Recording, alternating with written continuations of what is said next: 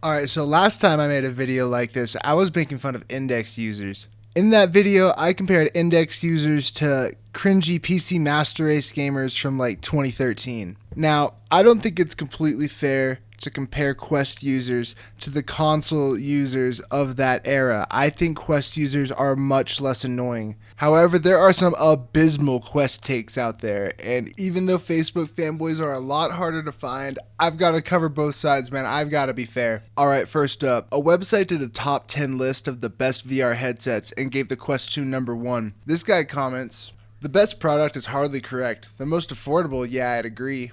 I don't really have any problems with this comment. I more have problems with the response.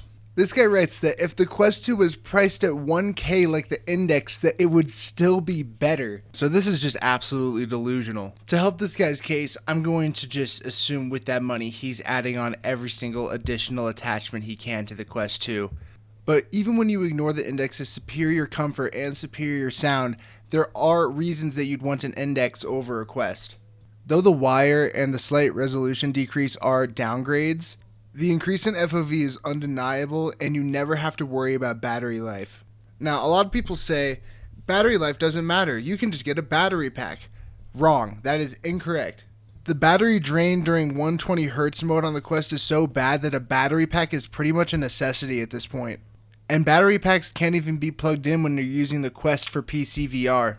Also, the tracking on the Quest 2 is substantially worse.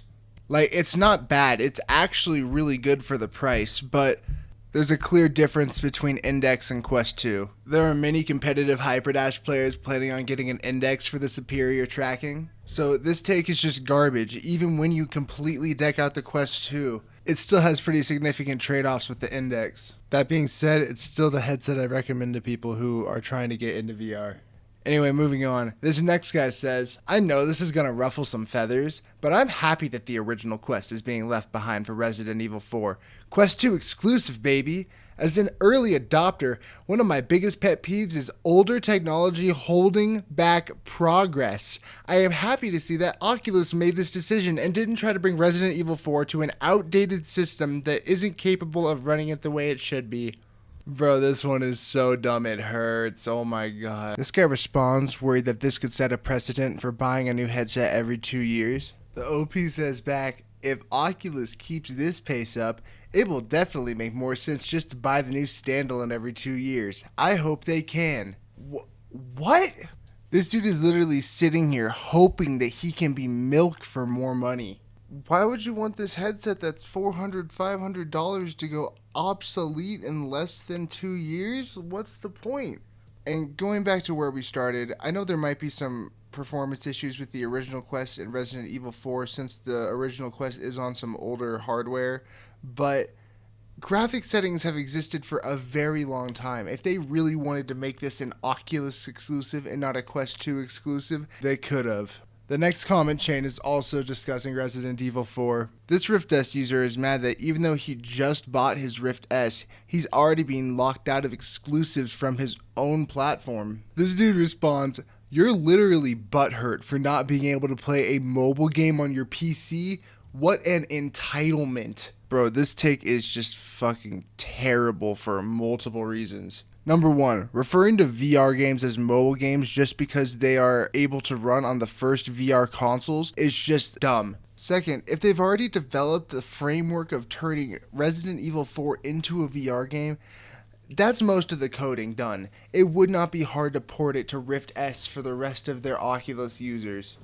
Everyone knows the only reason they're locking their own customers out of their own Oculus exclusive is because Revive exists and anyone would be able to play it. Not only is he talking down Oculus's games and users, but he's literally dick riding a shitty business practice. This is an F tier take without a doubt. Anyway, the last one we're looking at for the night. So I can't find the screenshot of the original post, but it was one of those generic, "why is everyone being so negative" posts, which honestly make no sense because if you're having a problem with your Quest 2, shouldn't like the first place you go to be the Quest 2 page where everyone actually knows about the Quest 2 and Oculus support like actively responds to people who ask support questions? Like, where else would you go to be negative or like talk about your negative experience with the Quest 2? Anyway, This guy responds, explaining why they'd probably be in a negative mood given the fact that they're dealing with restrictions or broken parts on their quest. And he gets this response I just can't fully wrap my head around. This guy writes, "Couldn't help yourself, huh? Bringing in unneeded negativity, even on a post from a person confused about why there's so much negativity here. Imagine one day your house burns down. How would you feel about that news? Better just be homeless to avoid any of that potential stress." Bro, this analogy does not work. Stop trying.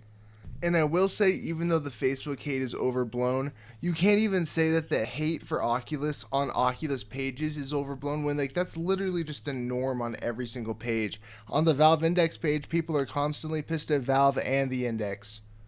These pages are one of the only places people can vent about the product's issues.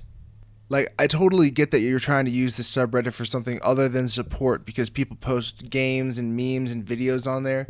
But when Oculus support is literally replying to people having issues, what do you expect people to do?